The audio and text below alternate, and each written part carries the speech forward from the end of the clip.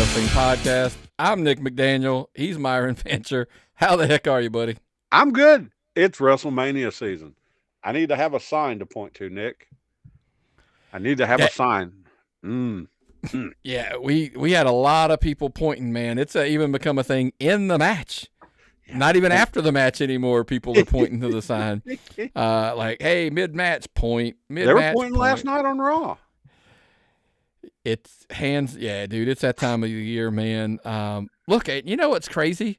It's always the winners. And you know what I put on? Did you see? So we got our Ghost Rider back. As you probably know, the Midnight Rider returned this past week over on our channel, over on patreon.com/tappedoutpod. Lots of, hubbub about the winner of said Royal Rumble, Jey Uso. So on that Patreon this weekend, bonus content only available to paying members was an article that he wrote an article about, some of the biggest surprises, or the most unforgettable winners of said Royal Rumbles in the past. And it's one of the many things you get for being a member at patreon.com/tappedoutpod. Get the shows early, you get it full day early, get that bonus content like those articles, some of the Patreon stuff we're putting up there. The show notes go up there now. And look, as a free member, even you get the Georgia Wrestling Spotlight, where we cover every single week's the going on in Georgia wrestling, the shows that happened in the past week, the shows that are coming up in the upcoming week. So again, that's why we recommend patreon.com/tappedoutpod. But of course, look, like this show, if you're probably a YouTube watcher, tappedoutpod.com. We are on YouTube every single week. And man, that's why we tell you, like, subscribe, turn that little bell there, turn it on so you get your notifications every week. I'm a Patreon guy at this point, but look, if you're a YouTube, watcher, listener, viewer, whatever you want to call it, I get it, and I totally understand. I'm telling you, that Patreon membership, the only thing that is slightly less better than it is stuff from our Pro Wrestling Tee store. But I love that Patreon stuff, man. It's good to be able to get into all of that. So here's another thing. They have now added, you can add products for sale on Patreon. So I've thought about starting to add like the hats, maybe some of that stuff, or some, just lots of cool stuff. Maybe that's a route we go down. I don't know. Maybe we'll see. But yeah, so I thought that would be pretty cool. So maybe hats, the shirts directly through the Patreon, patreon.com/tappedoutpod. Oh, that'd be awesome, Nick. I agree. But hey, speaking of awesome, let's dive right into it. We already mentioned a little bit about this Royal Rumble that just happened. Couple days, right? Is that what we need to get to? Because here's our thing: winners and losers, right? It's hard to pick to me, it was hard to pick a loser. We'll get into that later. The biggest winner to me was the WWE by way of Jey Uso. It's just me, Us. Day one. Michael Cole is killing me, Nick. Or Michael Troll, as they're calling him after this. Yes, this I saw week. that, yeah. It's just me. Listen, by the way, Michael Cole dropping a GD on the air was not on my bingo card. Is this not your favorite Michael Cole? I wouldn't necessarily say that part wasn't, but Michael Cole. Michael Cole post Vince is my favorite Michael Cole. I mean, oh my God. You mean Michael Cole getting to enjoy his job and having fun with it? And just tearing it up out there. I will. Okay, we'll come to the loser section. I try to just say commentary when we get to the loser section, and I'll point out my things. But yes, Michael Cole, absolutely, without a doubt, is up on the high list of a lot of things. But the number one winner, obviously, other than the WWE, got to be Jey Uso, right? Oh, guy, man. Actually. Hey, nope. Did you ever remotely picked him? No, I didn't have him picked as a winner. And I tell you what, though, makes perfect sense. On fire, crowd goes nuts when he comes out, sells more merchandise than anybody I can see. Everybody is wearing those Jey Uso glasses and got Yeet shirts on and chanting Yeet. And Michael Cole and Pat McAfee are dancing on the table. Okay? That's big. It's on fire. So give the hot tag to the guy who's doing it. I mean, he's super over right now. Give him a stick. The challenge of Jey Uso at this moment was prior to Saturday. He was super hot, selling a ton of merch. Hate mail goes to tappedoutpod@gmail.com. Just address it to me. That's fine. I agree with all of those things, but even still at the end of the day, I didn't see him as a top guy still. Like, it just didn't feel like the masses did. Maybe that's more appropriate. Yes. It didn't feel like that, and people want to criticize and all that. You liked that that post on Facebook I saw earlier about, people don't like this. People should listen to what the wrestling fans have to say. Okay, right now WWE isn't booking listening to wrestling fans. AEW books listening to wrestling fans, and they're not succeeding. WWE is booking based on standard booking trends, and they're succeeding. I don't know. I would beg to differ. Here's the thing. They are not booking to the standard trend because in the history of the Rumble, the concept of the Rumble has always been anybody can win. Anybody can win. But history shows us that just doesn't happen. John Cena wins, Austin wins, Cody wins 2 years in a row, Roman. It's always the top guys that win, essentially. It's the top guy who doesn't have the belt. So that's why when we're sitting here picking winners, we're thinking CM Punk, or we're thinking, it's always like somebody that's at the top. That Gunther Jay promo last night, do not pick me. You're not my level. Do not pick me. That right there was money. That right there, I mean, if I still had to buy WrestleMania, that promo would have made me buy WrestleMania. That promo wouldn't have worked with anyone else. Gunther looking down on Jay, saying he's a gimmicky guy. He's just a promo. He's somebody people dance with. He's a tag team wrestler, that kind of thing. Hitting Jay in his weakness, in his insecurities. Oh God, that was dead on. That made me want to see that. It made me want Jay to pick Gunther. Man, now I got to see this, Nick. I got that. And now, here's the thing. The only thing that threw me is they essentially told us at the presser that he essentially said he was picking Gunther for the most part. But now we're going to go through two TVs of, he teasing it on with Gunther, going to go to Smackdown, going to talk to his boy Cody, as he said, come back. And look, he's choosing Gunther, folks. It's what's happening. So good. But back to my original point, nobody had this on their bingo card because this is not what they normally do. And what's crazy, though, is we've heard from, oh, well, they're so predictable. Well, then they do something unpredictable, and everybody's like, oh, I can't believe Triple H sucks. He picked Jay. And I'm like, to me, bold statement from Nick, this has the potential to be the level of the yes movement of, Daniel Bryan. Guess where their WrestleMania is, by the way. It's in Vegas, right? So that's cool. But that stadium, like everybody, instead of this, we're going to get this. The fans, by the way, this is not a knock on fans. Fans like interactive things, and this is the thing. Instead of this, not only, look, I don't want to spoil predictions out all the way out, but look, Jey Uso's going to challenge Gunther, and Gunther's probably going to drop the belt to Jey Uso to make him a made man, to make him the world champion and make him achieve that goal. Because here's the thing.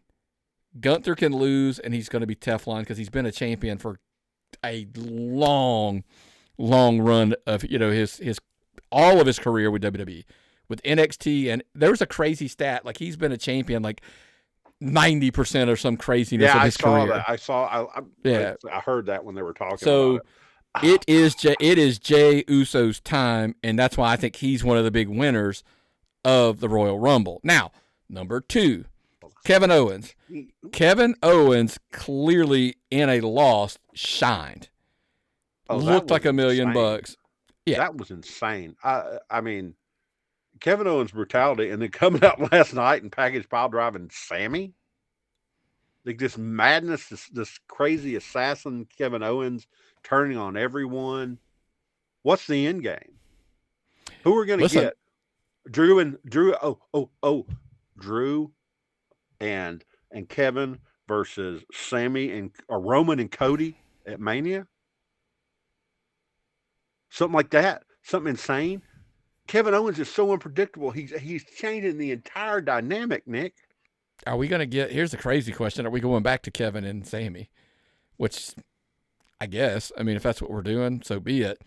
But I think there's a bigger future for Kevin Owens. I don't know what it is. I think he's out of the title picture now. I think they've got to pick up somewhere. And look, it's not – here's the thing. I know a lot of people are like, hey, we've seen this before. And I'm kind of like, have we though? We haven't. Like Sammy and Kevin wouldn't be the worst thing to run back. If they don't have anything else for them, it's not a terrible thing. Kevin is apparently the company man bad guy now. I mean, he is the heel that they're able to put up against anybody, and he cuts the promos, and he does the comes out in the T-shirts. The T-shirts are killing me, Nick. Okay. When he wore the Naomi T-shirt to fight Jimmy, and just the Canadian Dream, some of us a security systems technician, things like that. It's hitting. Everything he's doing is right now. He is getting it. He's main eventing pay-per-views after pay-per-views after pay-per-views, and it makes Cody look better every time Cody beats him. I think now that that match has to be the definitive end of that, and so they're going to move on. But I do think he was an absolute winner. I think, much respect. That shot where him folded and over and all that was awesome. Speaking of that shot, that's my next winner. To production team, listen, it was all over social media. When I first saw it, I just knew everybody was going to just crap all over that bar at the bottom with like the necks and how many were in the ring and some facts about the people coming back. I was floored that it was as received as well as it was. I loved it. But I just thought a ton of people were not going to. First, because I wanted to see him cut to the not the tunnel, but cut to the opening and have a countdown timer and see who runs out. I love that. One of my fondest memories of the Rumble is my son that passed away one night. Me and him sat, and he timed every single time between entries, and it would go anywhere from like nearly 10 minutes to like 30 seconds, a minute, something crazy like that. Titan time, yeah. Just whatever they needed them for the people in the ring and all that, and that. But that having the LED screen where the ring. The ring skirt should be, having the LED screens all around the ring, having that bar with stats all over the place. Because they've been doing the little thing in the corner of Raw and SmackDown to tell you like the update on who won and lost or whatever happened on previously on the show. So having this bar during the Royal Rumble made it look like a high production sport, Nick. I think this is a Lee fitting touch because he came from ESPN, he came from the sports background, so I think that's kind of like, hey, look, every NFL game has that thing across the bottom that has the score, the clock. So it's totally makes sense that this would probably be his idea and run. I love the stats, I loved all of the stuff about it, so big kudos to them. By the way, they've done the drone thing, they've done it on past shows. That thing hit a little different when it was 65,000 people in a stadium flying around. It was even a bigger deal than just being in an arena of 15,000 or so. The thing about the drone is I never noticed the drone flying. They're so good about not capturing pictures of the drone buzzing around. I mean, I'm sure that's on the film somewhere, but I didn't see it. And the angles and the overheads and everything else. And then those, as you said, National Geographic shots. Like when we were kids and we'd see the National Geographics and it'd be a lion looking out over prey. And what was the shot we talked about? It was Seth Rollins over his shoulder, Roman Reigns kind of looking at him from behind. That's been the shot that's been all over social. Everybody's like, hey, that's the shot. But even the high def shots of, like when they do the championship matches, like HD, It looks so good. Wrestling looks so good on Peacock. Wrestling looks so good on Netflix. Can I ask you something though? Because this is a truthful statement. I think I'm probably right or I'm full of it. One of the two. I think it's great. I love everything about it. Is it better though because we're finally getting different. Like it was so sanitized. Raw, SmackDown, they all look the same. Pay-per-view PLEs, they all look the same. They were all shot the same. There wasn't anything, like groundbreaking, nothing new. Dunn just shot everything kind of the same.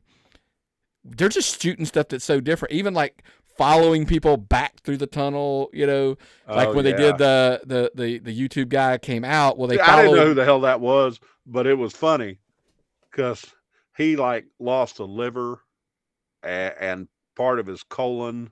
Did you see the skin off his leg? They showed him showing Logan Paul on social media. Like he had ripped skin off of the back of his calf or something. He's lucky that he wasn't directly in front of Braun because Braun caught him I had to make an angle.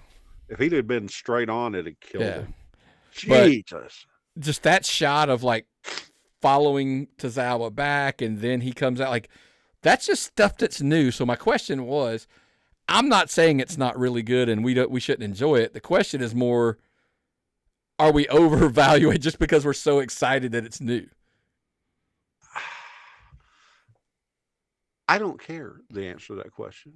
That's the answer. Who gives a shit? Like it looks really good. I'm enjoying. It's like I'm not going to use the adult references anymore, but it's really good. It's really good.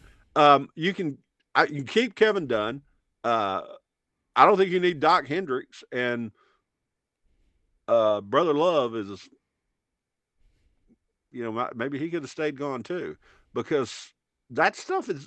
Do they need any of the old stuff? It's so new. It's an all new program, Nick. Everything's different. It's just better, in my opinion. Give us time. We're almost to the cycle. We're getting back around to the cycle to where it's time to start not liking them again. That's the social media It's world. Royal Rumble season, Nick. Yeah. It's WrestleMania season, Nick. I gotta love it. This is the season. Every year. It's after Mania. It's after Mania. I think my projection is the summer is when it's not cool to like WWE anymore. But that's just me and my whole like up and down, like how we like and don't like things. But anyway, let's keep it rolling before we keep plowing through here.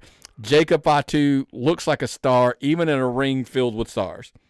What did he get? How many in? What was the thing is? I'm trying to see how many. I think he had 4. I think he had 4 eliminations. Him and Roman, I think, led with tied 4. for most. Something like that. Monster. Yeah. Looks like an absolute monster. Gets better. I mean, if I'm gonna come back to this in a minute because Jacob Fatu is gonna fall into one of the losers as well. Not him specifically, but when we get there, I'll bring it up. Let's jump into the losers. My number one off the gate was tag team wrestling. Listen, I love the Motor City Machine Guns. Oh, I do too. I like I love DIY. It was an indie DIY high level DIY. Yeah. It was a high level indie dream match tag team, and it was a phenomenal tag team match. But I was tired. Oh no, that was early. They were just drowned. The problem is it was drowned between two. Like I already knew I was getting 2 Rumbles, getting the ladder match, and this. Like that's. I don't have a problem with tag team. What I felt like it was 2 out of 3 falls, and on this card with everything else that was on there, it felt less than everything else on the card. Yes, I mean, when you consider the magnitude of the card, 2 giant Royal Rumbles, a ladder match with 2 belts hanging, Cody Rhodes swinging above the ring like Tarzan. Even though this was a phenomenal match, how do you live up to those other 2? Where the whole thing lost me, and we keep talking about the 2-night Royal Rumble. I by the time about halfway through the men's Royal Rumble, I'm still enjoying it, but I'm starting to. Well, that may be one of the losers. Might be the length of the show. Yeah, I'm starting to drain, and I'm losing interest, and I'm looking at other stuff. And the women's I watched upstairs on the TV with Melissa, and I paid attention to every single thing that happened. And I come down here to the office to finish off the pay-per-view. And by the time the men's was, I'm like, I'm distracted. I'm tired.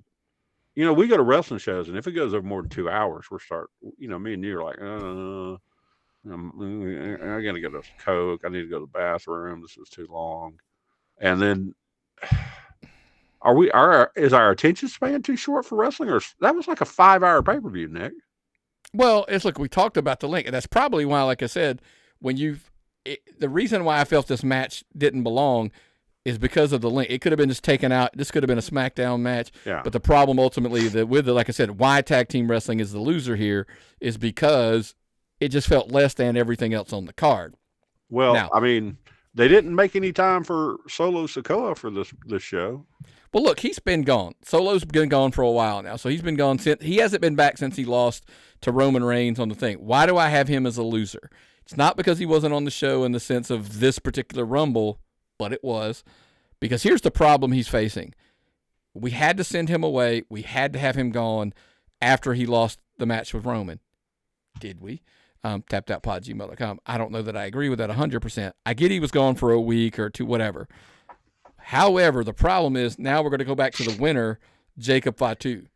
Yeah. Jacob Fatu is looking like a bigger star faster than Solo Sikoa is. And what my reason why I'm saying Solo Sikoa may be the loser here of not even being on this show is Jacob Fatu's, look, I'm going to say it.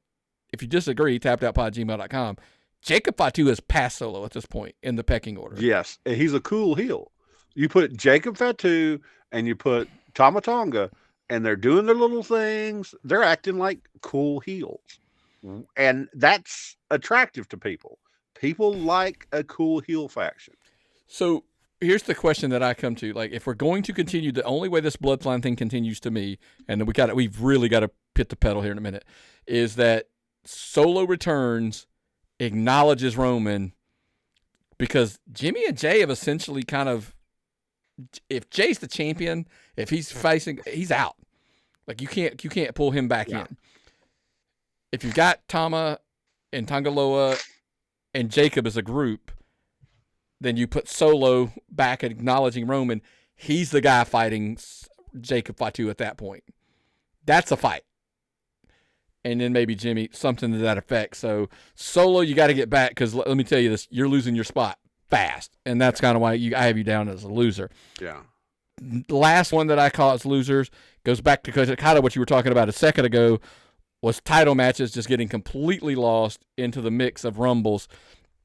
Because even though we enjoyed that title match, you're there for the Rumbles, man. And 2 Rumbles chews up a ton of time. And it's kind of a contradictory. Love the match. Still felt like I don't know what to say. That it's maybe that's the key of, hey, we got to move these to 2-night formats. Women's one night, men's ones. Then it's easier to absorb some title matches in there with them. Otherwise, what's the point? I don't really know. What was your favorite surprise? I don't know that there was one. In the grand scheme of things, I was trying to think. AJ Styles. Did you see the one where he may have been hurt? Yeah. Oh, he's really may have been hurt? Yeah. Oh, shit. So we're going to find out. So that's why I wasn't a big fan. If he's hurt already, not a fan. But we'll see. We'll see. Actually, I'm kidding. I think he's fine. The Trish Stratus just blew my mind. For some reason, I'm trying to remember where I saw that. I'd heard that she was probably going to be there because I think she brought it up somewhere or something. So I'd seen that. That's what I'm saying. Like, look, Joe Hendry, we all assumed. Jordan Grace, she had already signed. She was already NXT. So, like, okay, that wasn't a surprise. Honestly, actually, I will give you one. I was genuinely surprised Alexa Bliss was back. Yes. Yes. That might be the one that I was actually like really genuinely surprised for. That's probably it. Mm. So, anyway. Yeah. I was, here's the other thing. No, I'd heard she was coming. Yeah. Well, no, I'd heard she was coming back. So, I mean, looking at the internet now. Yeah, it's like, yeah, it is what it is. But listen, I tell you another thing that I wasn't surprised because I kind of picked this to be the case. But I was surprised by the ending of how John Cena did not win. Oh. Like Jay being the one to eliminate him, I wouldn't have called that. But hey, I'm getting kudos. Lots of that ending was really respectful. Kind of the seeing, like, it's almost like he's kind of like trying to pass that torch. But then, of course, they go to the press conference, and John Cena shockingly, like, nobody picked it, saying John Cena's going to go to the Elimination Chamber. He's going to enter himself in. By the way, would you agree that he basically cut? We argued that it was actually kind of basically could have been promo of the year at the press conference.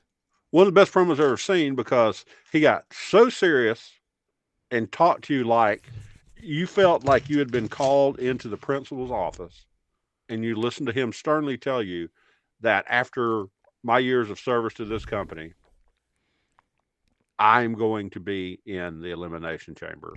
I think that is owed to me. I'm going to do this. It's what's best for. I've done what's best for business all these years. Now I'm going to do what's best for me, and that's what's best for business. Right. It was very clear that it's like, hey, it's best for business, not my ego, but me being champion is the best for both. So, look, Triple H agreed, by the way. He's going to put him into the Elimination Chamber. I'm not sure, but I think I remember somebody saying John Cena's not going to win because we got to make the Elimination Chamber matter. Like, how else are we going to make it matter? It's his last Elimination Chamber. Oh, it's going to be. It's going to keep being. This is John Cena's last, and this is John Cena's last.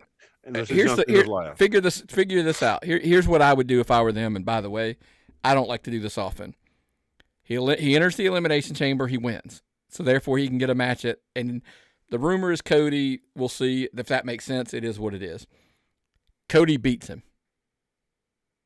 I've heard rumor of a 3-way. Somehow they work it out where they become calling in the favor with Punk calling in the favor for Heyman is somehow getting him in to where it's Cody, Punk, and John Cena in a triple threat. That has angles of all kinds of history and tying together. They have John Cena. John Cena is not, by the way, John Cena is not going to win at WrestleMania. I don't think so. Every drop. They have to milk every drop out of this. But if John Cena wins at WrestleMania, what does he have left to wrestle after that? Correct. I mean, so guess what happens? Is WrestleMania his last show? He's got all the way through the end of the year. He's got all the way through the end of the year. So maybe not. So you know why he loses? I'm trying to book out here. He's going to lose. He's going to have to fight his way back to get a shot. By the way, he's going to go up and down all year. We're going to get to Money in the Bank. It's John Cena's last opportunity to win Money in the Bank. John Cena. Can John Cena wins Money in the Bank? And then guess what? At SummerSlam, it's John Cena versus whoever's the champion at the time. It's his chance to become 18. I love it. By the way, you want to hear a crazy one? Somewhere along the way, Cody loses it to maybe Randy Orton, and we get Randy Orton standing in the way of John Cena getting the record-breaking one. By the way, because here's where you want to talk about long-term booking? He beats a Randy Orton. Why do I think it needs to be Randy Orton, by the way? Randy Orton needs some more title reigns. You know why? John Cena in that promo said, I need to win so I can stand there when the guy who breaks he gets to 18, I can shake his hand. That guy's Randy Orton. No. Randy Orton, listen, you want my take? We've talked about title changes, and Triple H doesn't seem to have the hot potato for moving the title around. He likes to have guys with long reigns, it seems like. So my point is, Randy Orton's the only guy that I think is close enough to potentially make it happen. Because I think he's at like 14 or 15. 13 or 14, I think. So let's say he's at 14. Look, we can Google it in a minute and make it figure it out. If he beats Cody, that would get him. If he's at 14, that would get him to 15. He's only got to get 2 more to get to 17. Because what if he's the guy who takes it off of Cena if he loses it to Cena and he wins it back from Cena? So then he's at 15, 16. You see where I'm going? A couple years down the road, how ironic would be if the guy to beat Cena's record would be Orton and Cena's in the ring to shake his hand. That's all I'm saying. So, I just want to see it on the best role model in professional wrestling instead of the worst role model in professional wrestling. The record for the championships. That's just my take on it. He's killing it. He's killing it. And if he keeps cutting those promos like he did at the end. He's at 14, by the way. So that my math actually did work. So anyway, so that's where we get John Cena through SummerSlam and some rough booking ideas. So that's kind of where I would say, but that's looking down to the future. That's looking ahead. But man, now let's talk about. Look, I know I was probably more excited about this than anybody, because I sent it to you guys and you're both like, What the hell's Tubi? That's right. Yes. But you've been talking about it for a while, but I was like, it's one of those things Nick does where he doesn't want to spend money, so he's always like trying to get around something, and it's like, Look, I love Pluto TV. I've told you I've loved Tubi TV. I mean, both of them. I love both apps. But WWE Evolve announced, by the way, during the Royal Rumble, announces that they are going to have WWE Evolve on Tubi. Couple interesting tips to talk about. One of them is like, hey, look, it's going to be an NXT, like, it's looking like it's going to use some of the talents like NXT that aren't on TV. I saw Wendy Chu in one of the trailers. Also saw people I've seen wrestle recently. Well, okay. Listen, I didn't know if you were aware of this. Did you see the poster where they were talking about there's like 90 to 100 talents that are signed on NXT contracts that aren't even on TV? Like, these are guys and gals that are just at the Performance Center. They're just training. They're just working out. All those NIL people. No, these are actually like a lot of indie guys or whatever too. But it's just like these are the people that are doing that loop through Florida, that not on TV. They're just doing live events or whatever. And then, by the way, part 2 of this is the WWE ID guys and gals. They're going to be able to bring them in, use them for the show. Like you said, there are some people we are aware that, like, they've already canned a couple episodes, so it's not a live show. It's going to be a canned show. But what I thought was unique is Wednesday nights, 8 o'clock, head-to-head to Dynamite. That's Wednesday night for me and you to watch. That's Wednesday night. We've said before, the problem with AEW is they don't have any way to refine their young guys before they put them on TV, and they need that, especially with the WWE ID program getting a lot of their better facilities. This is going to be that. This is going to be a more refined process. We're going to see a lot of talent. It's not going to be in competition. I don't even think a lot of people are going to know what's going on. I was like, okay, let me see this Tubi TV. So I Googled it. I found it. It says sign up. I click on that. It uses my Google login. Since I was using Chrome as a browser, it used my email address. Bam, I was signed in. I found so many Steve McQueen and Clint Eastwood movies all young American men need to watch by federal law. So many they were just full of great stuff to watch. Here's it works a little different if you've never used a Pluto or a Tubi, streaming platform. It does have a live TV function where they have a bunch of channels. Look, some of them are like sports. It's NFL, NBA, NASCAR, etc. There's still some details to come out. Look, I'm going based off familiarity with the app and with Plutos and stuff, how they work. So I'm not sure. Like, are we going to get a Evolve channel where it's basically Evolve 24/7 and every Wednesday at 8 o'clock that airs, in that window it'll replay, because it's a complicated thing about like the on-demand like, hey, you got to like go back and watch it on demand, et cetera, et cetera. Is it going to halt? Because we talked about this off the air. We were like, hey, what's the advantage of having the Evolve channel on Tubi? It's not just the show, because then they can show all the old stuff, the old Evolve content, where they can say, hey, here's Austin Theory on, Evolve back in the day. Well, maybe it'll have that scene where Keith Lee fell in my lap when I was sitting on the front row that time. The reason I don't sit on the front row anymore. I was looking at my LinkedIn. I was working on finding a new job, not in outside of wrestling podcasting. God knows I don't ever want to leave that. But and then I run across Gabe Sapolsky announcing he works for the WWE Evolve now. And didn't he used to own the whole thing? At one point, yeah, it was his promotion. If you check out so this was kind of, we talked about how it affected the national scene and indie scene. On the Tapped In show, we kind of covered like how it affected the indie scene, and like I didn't realize, like, we don't talk about how much they bought it for. Apparently, we know, but we're not supposed to know, I guess, about how much they purchased it for. We know this. We told the story of like how that evolved, that whole story folded out of how WWE came to own it, and but now and I brought this up on the other show, and I'm still going to ask you, how hot does your product have to be that you bought a dead brand? Evolve was a dead brand. No offense to the brand, but it was dead. And you're telling everybody we're going to use indie talents and people that are never on TV. And we want you to buy this program. And somebody went, sold, and they bought it. Well, I don't care what the deal was. NXT got $52 million, correct? So I'm going to ask you this. We're in that ballpark. If they got $1 million a year for this, I don't know what the numbers is. It hasn't been disclosed. I just made a joke. If they got $1 million for this, I think I'm trying to do the math real quick. They may have like 6x their money or 8x their money for what they bought this thing for. Well, when you look at things, we were doing our research on Tubi.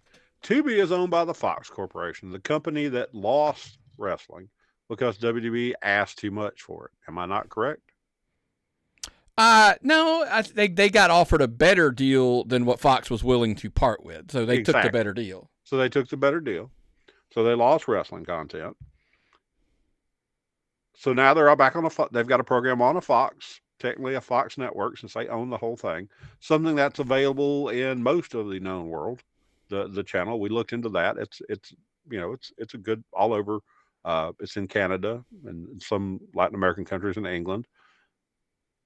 Easy to get, easy to find. We're gonna put our program out there. Not just get them some TV time. I mean, here's the part to ask you, because this is kind of where we're going. If it's going to be using these young guys, it's going to be used. Like, my question was, is this NXT 2.0? And what I mean by that is the original NXT brand has essentially outgrown the original vision. Has become a third brand. They sold it to CW, for crying out loud, as a third brand. It's starting to become even more popular. It's going to get a bigger deal. So is this essentially replacing the original version, the original vision of what NXT was supposed to be? Now we're just filling that void with that as well, I hate to jump ahead and get to ratings, but NXT is pushing 1 million viewers a week in ratings on the CW, who probably doesn't have 1 million for anything on the CW. They continue to increase. Charlotte, we had some recording time changes, so we're recording during NXT right now. Charlotte is there meeting the champion to see if she wants to defend against their champion, Julia. So it's probably going to be a massive pop tonight. Let me ask They might hit 1 million. Would she dare? Because, we've done that. We've seen that before where they challenged an NXT champion. She challenged the NXT champion, Rhea Ripley, the only other time she won the Royal Rumble. So it would be unique. That would be unique to do that. But I don't think she will. I think she's going. I think Tiffany Stratton. We've kind of bounced that around. I think that's probably the case that we get out of those. But the biggest kicker of it all, folks, it's a free app. There's no money. You don't have to pay for it. So, again, we don't look, by the way, we have cleared, and we want to be clear, when we reference the joke about, hey, it's going to be Wednesday, 8 o'clock, like, this is not competition with Dynamite in no shape, form, or fashion. Because, look, even when it gets into it, it ain't competition because the streaming thing counts completely different. No. Viewership for streaming services and ratings are completely accounted for different. And, like, I blew your mind. I know I threw a bunch of numbers at you. You mathed me so hard that I had got a headache. Okay? Throw them numbers at me. I want to protect my head. If we got anywhere. We've seen, like, these numbers come out, and I love everybody, like, jumps on the game. Like, and again, tappedoutpod@gmail.com. If I miss anything, if I'm wrong on any of this, let me know. This was just based on half-ass internet research. Don't let me know. I have to have a hero to worship. So I didn't realize it used to be more, but now if somebody in a Nielsen family watches 3 minutes, it counts the quarter hour. That's 2 commercial breaks, really. That's all that is. I mean, if you just watch the content for 3 minutes and you flip the channel, like, you could still count you.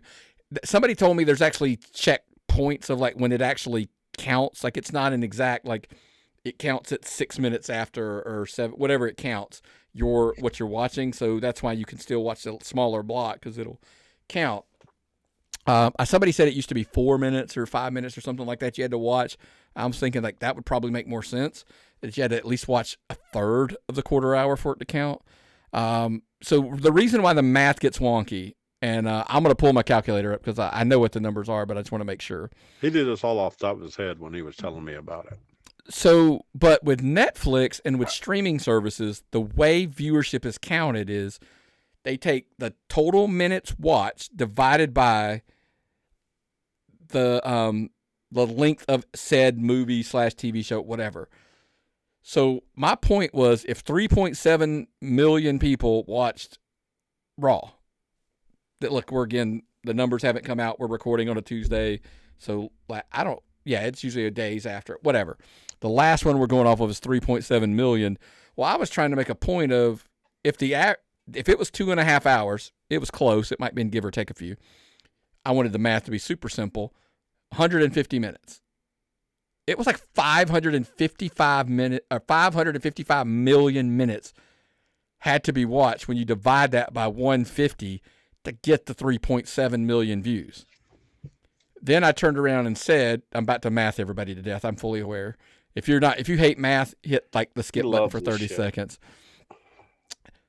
You technically could watch if you watched 7 minutes, I'm even being generous. They said you only have to watch 3 minutes.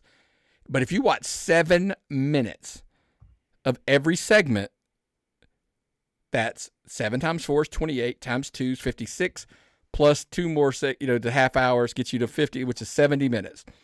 3.7 million viewers over 70 minutes only has to technically, by my math of doing the 7 minutes, is only 259 million minutes have to be watched. You could still get the exact same rating on the Nielsen ratings on TV.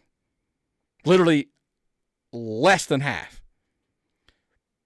Here's my point, the whole plot line, the whole punchline to this whole story, and I'm done with it. Stop comparing the two things. Streaming numbers, Nielsen ratings for TV, not even close to the same. Let it go. I don't want to hear another thing about it because it's not even apples and oranges. It's apples and pomegranates, as I like to say. Totally different. So it's dark outside. I can't stop. think well. So anyway, I'm literally already done with that. That's literally, I just wanted to go on a rant and just be like, it's stupid. You're 100% right. It's very complicated, and everybody on the internet knows things. So I like to get facts. I like facts. And speaking of facts, guess who's coming to center stage on the 6th? Oh, sorry. Superfight 6th. Sorry, it's on Saturday. It's on the 8th. MLW Superfight is in Atlanta, center stage. I'm trying to work out the details. Maybe there, maybe not. We'll figure that part out. Look, a lot of meet and greets on this card.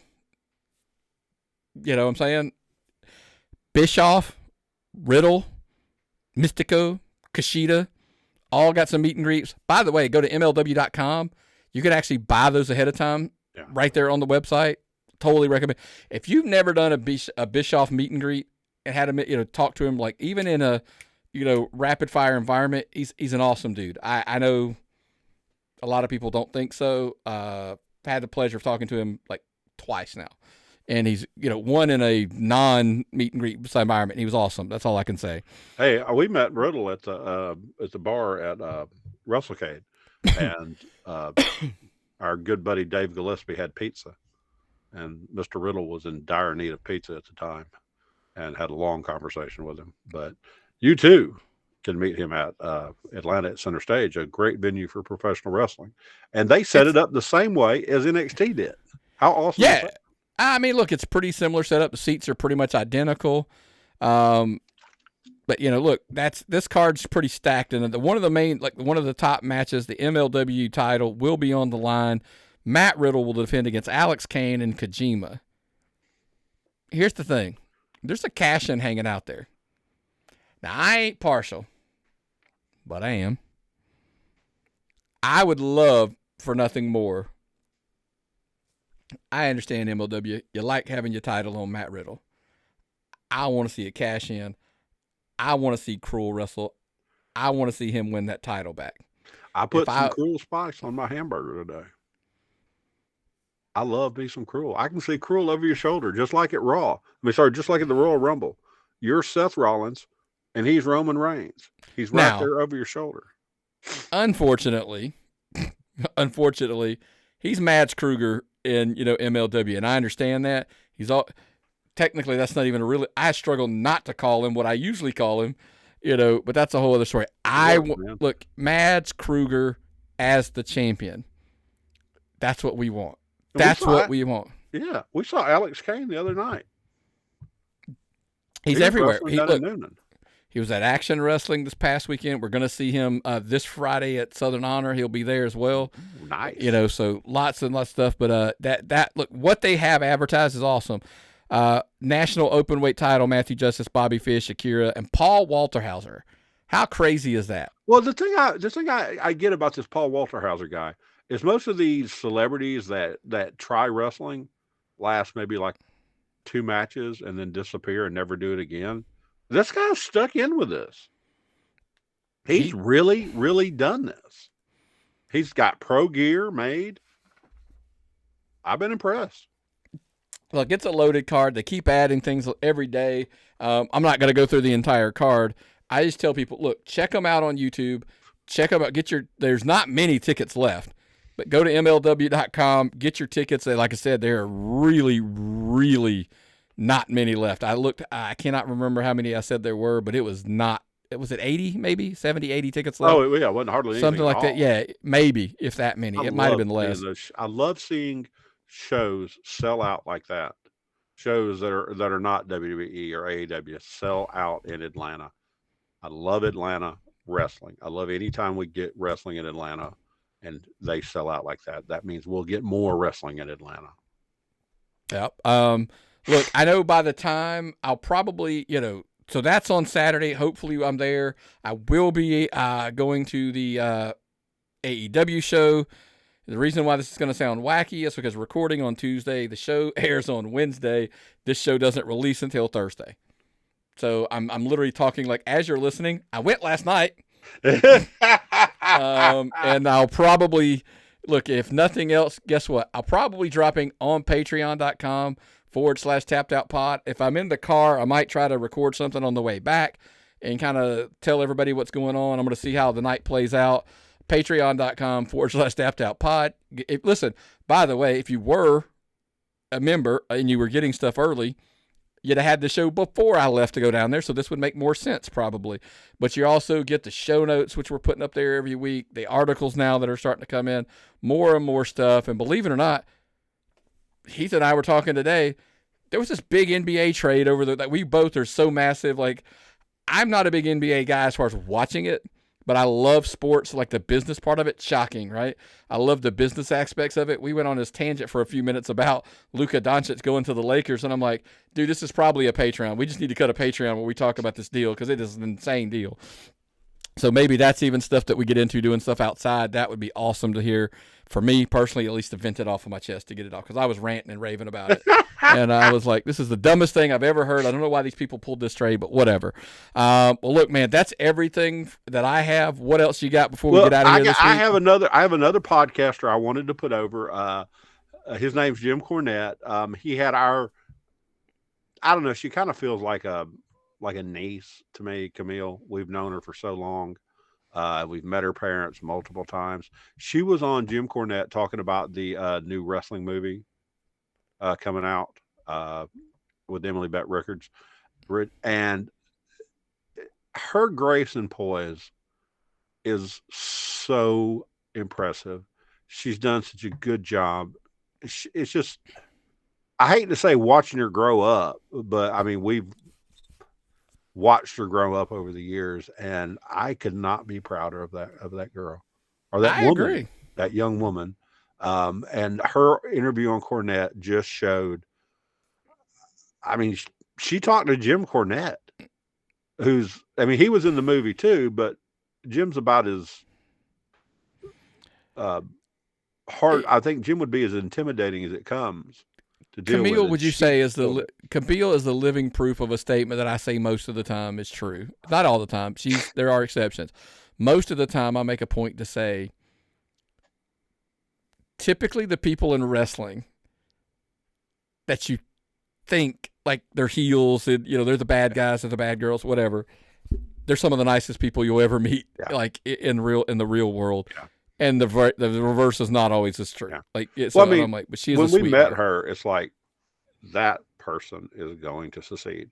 And also, they didn't talk anything about AEW, which I thought was nice because I know how much Cornette loves that. And we saw her just the other day up in Royston. It's amazing to all the people we get to see going to local shows, man. Y'all got to try that, folks. Y'all just got to try that. Yeah, get out and look. That's why we tell you, look, part of the part about signing up at patreon.com/tappedoutpod. You can be a free member. If you're in Georgia, the Georgia Wrestling Spotlight's there every week. It is free. You don't have to pay for it. It is just free. It's just exclusive to there. So go check that out. We talk about all the shows, again, that ran the past week, what's coming the next week. So we kind of do a lot of the work for you when we help you kind of tell you, like, hey, you should go check these shows out. That's kind of what we do. Yep. And so, but yeah, absolutely. Hopefully we'll see you out there. I'm hoping, I know Friday we'll be at Southern Honor. Saturday's up for grabs because I'm not real sure about the MLW stuff. And of course Sundays, nobody's running because, hey, there's this football game they're playing on Sunday. If you haven't heard, look real quick before we bailed out, who you got? Let you pick. Do you even know who's playing? Doesn't everybody pick the Chiefs? See, because I'm not a big. I know this sounds stupid. I'm anti-Chiefs. I actually prefer. I thought you. I don't like the Eagles. You're a Swiftie. Okay, that doesn't mean I like the football team. I'm so sick of the football team. I'm ready for. Here's the thing. I hate both teams. You're gonna lose. I actually wanted to ask. I would really love for both of them to lose, but I know that's not possible. You're gonna lose your Swiftie status, Nick. I am embarrassed. Mm-hmm. Don't let me report you. I don't give two shits about the Super Bowl. I've lost interest in professional sports.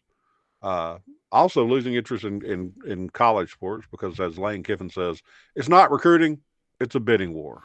Correct. That's exactly where we're at. So I'm going to go Eagles just because. Why not? Because just to be contrarian, because, that's what I do. Anyway, anything else, man, before we bail out of here? No, I'm good.